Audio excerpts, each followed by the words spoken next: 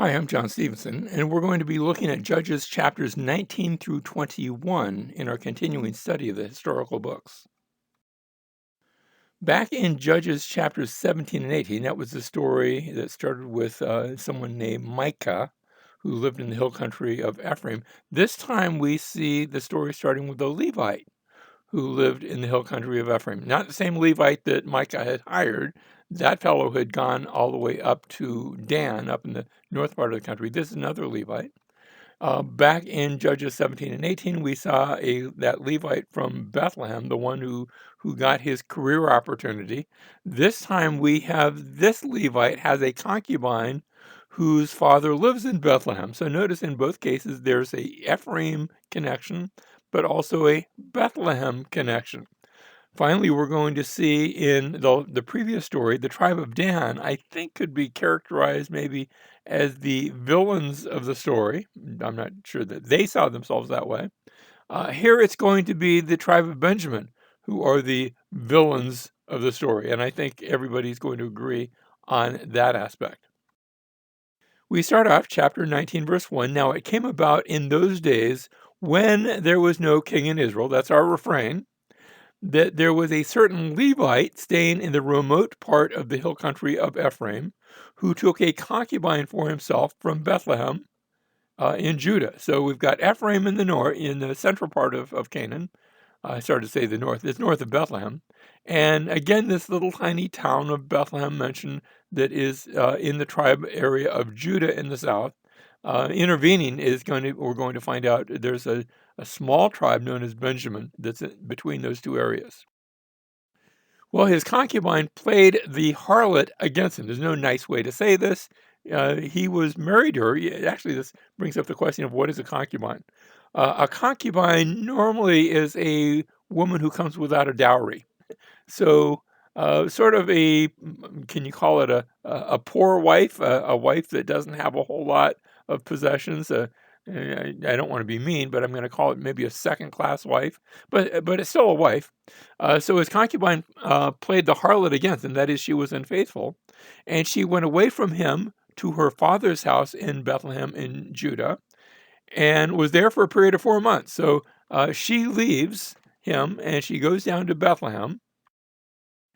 Eventually, verse 3, then her husband arose and went after her to speak tenderly to her in order to bring her back. The husband is seeking reconciliation, taking with him his servant and a pair of donkeys. The donkeys aren't going to play much of a role, but they're there. The servant may be a little bit of a role. He's going to be advisory, but still background. And she brought him into her father's house, and when the girl's father saw him, remember, the father hadn't had to pay a dowry. That's what being a concubine was. He was glad to meet him. He was glad, here the daughter had come home under something of a cloud, and her husband comes, and dad, father-in-law and husband seem to get along nicely, and they stay. And they visit for a while, and one day turns into 2 and 3, and for a time, and eventually he's going to go back home then. And so here they are in Bethlehem, and they're headed back home. Now we're going to zoom in on that portion of the land. They're in Bethlehem, and we read the man was not willing to spend the night. What happened is he had spent a night and then another night, and then he's off to a slow start. Morning comes and, oh, why don't you just stay for lunch? And he stays for lunch. Oh, well, why don't you stay for another night? He's not willing to spend another night, so he arose and departed and came to a place opposite Jebus, that is Jerusalem. Remember, Jerusalem is a Canaanite city. There's no Jewish people there. And there were with him a pair of saddled donkeys. There they are again. His concubine was also with him. And they're making this trip. When they were near Jebus, the day was almost gone. It's about 5 miles or so but it's not in a straight line. There's hills and things in the way.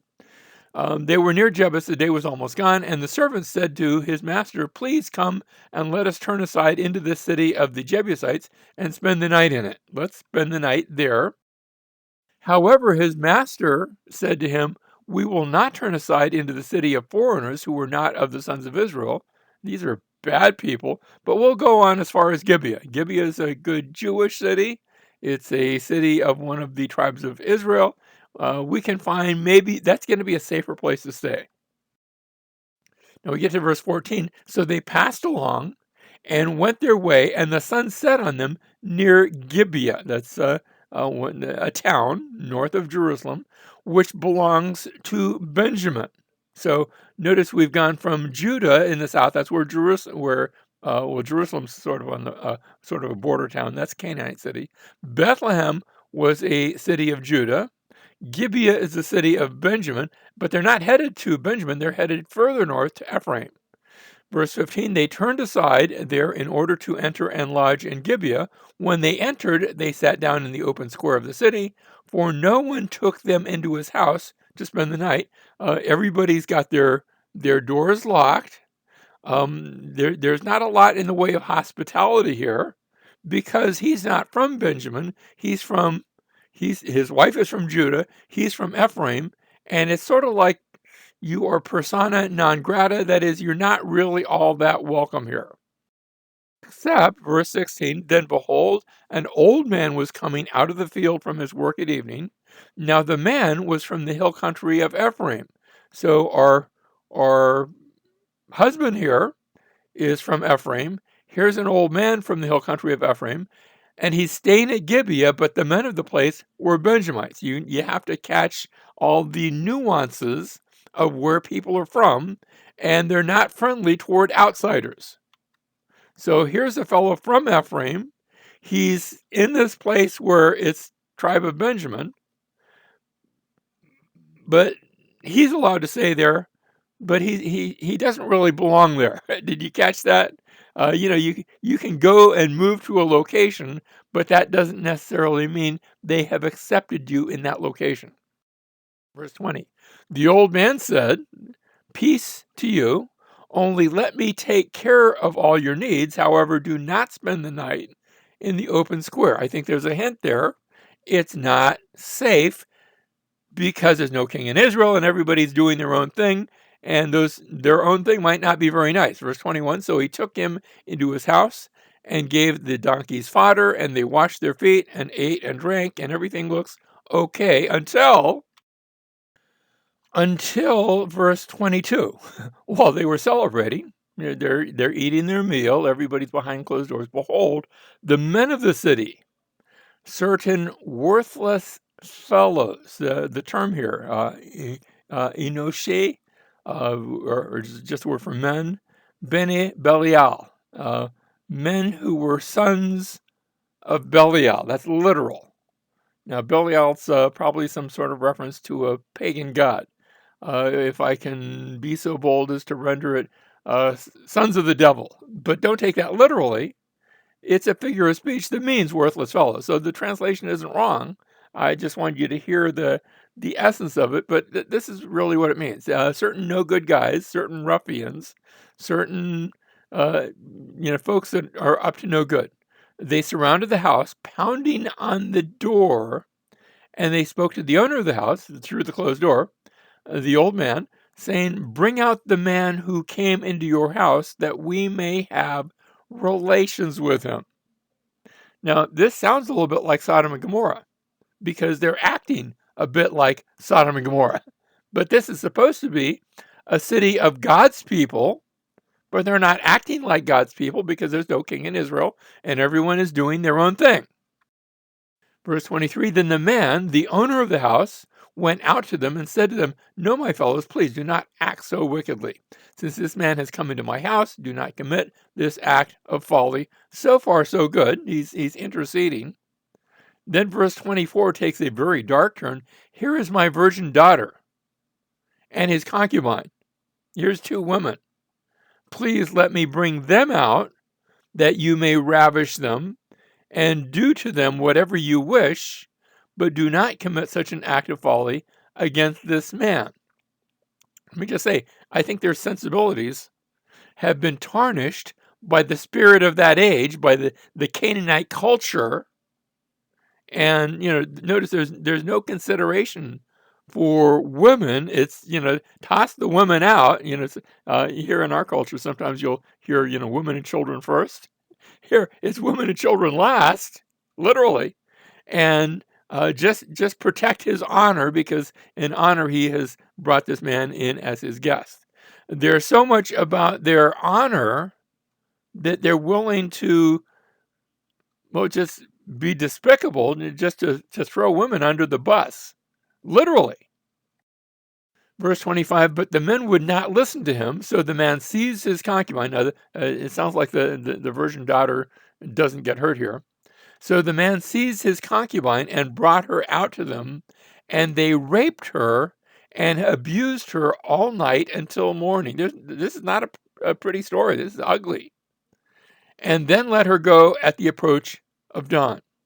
As the day began to dawn, the woman came and fell down at the doorway of the man's house where her master was until, and our translators, just to get a sense of it, because notice the day had begun to dawn, but until full daylight. And so I think the idea is, even, she makes it to the door and there's a closed door and they don't open the door initially to even let her in.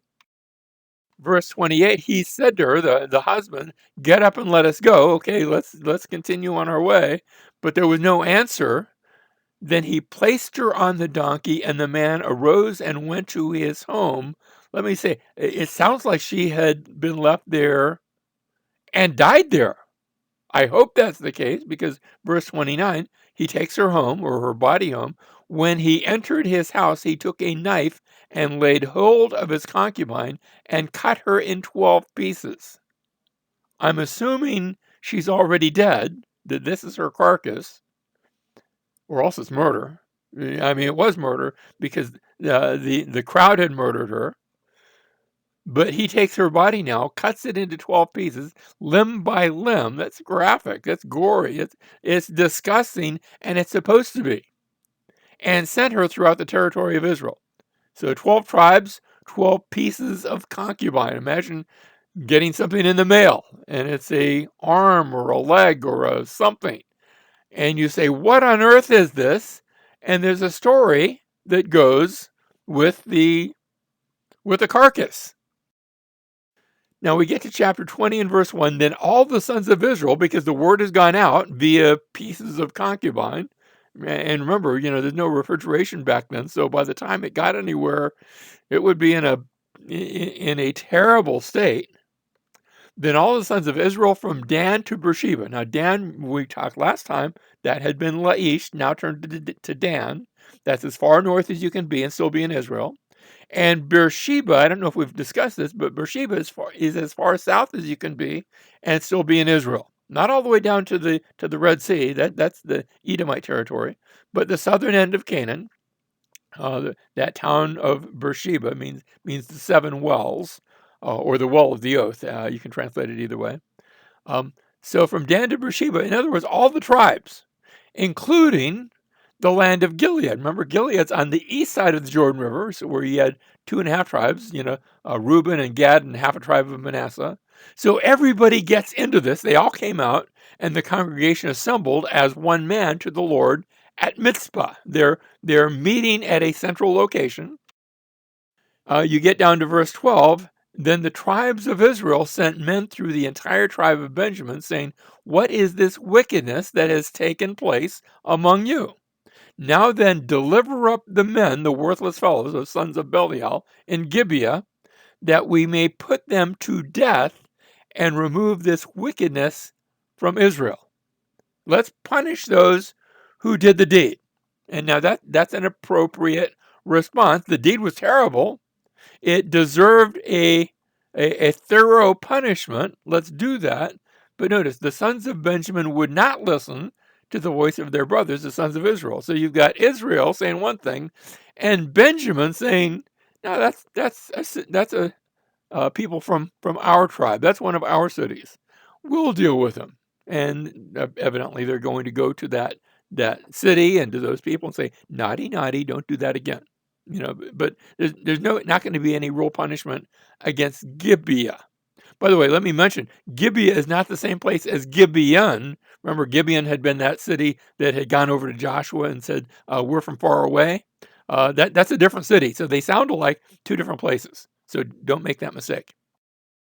Verse 14, the sons of Benjamin gathered from the cities to Gibeah to go out to battle against the sons of Israel. And this is going to turn into open warfare, the tribes of Israel against the one tribe of Benjamin. So they go to war, and in the first battle, Benjamin wins.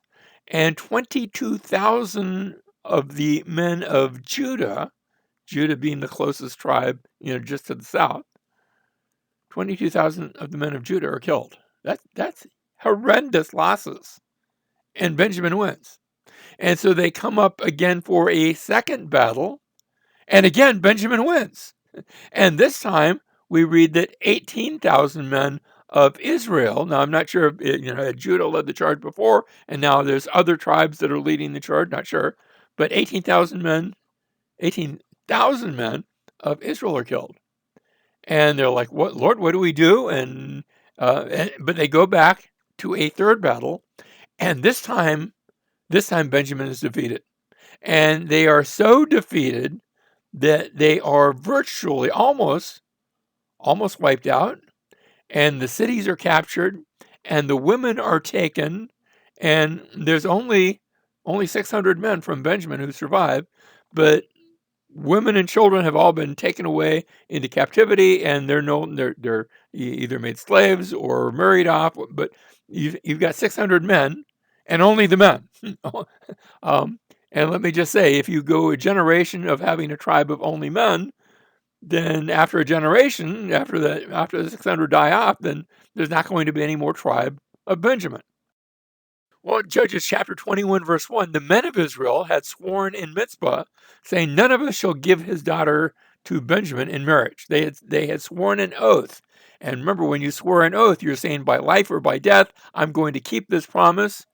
And they've promised never to connect themselves with the tribe of, we're not going to give our daughters to Benjamin in marriage.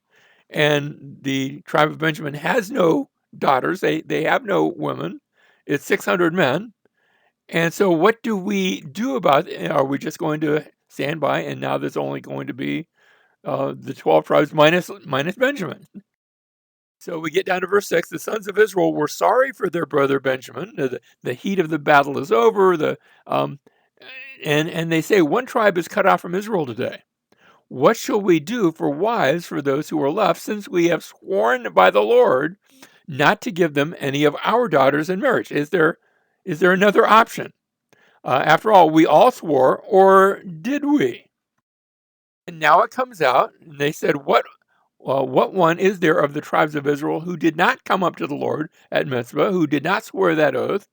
And behold, no one had come to the camp from Jabesh Gilead. Now, Jabesh Gilead is a city over in the Gilead. It's called Gilead because it's in the Gilead area.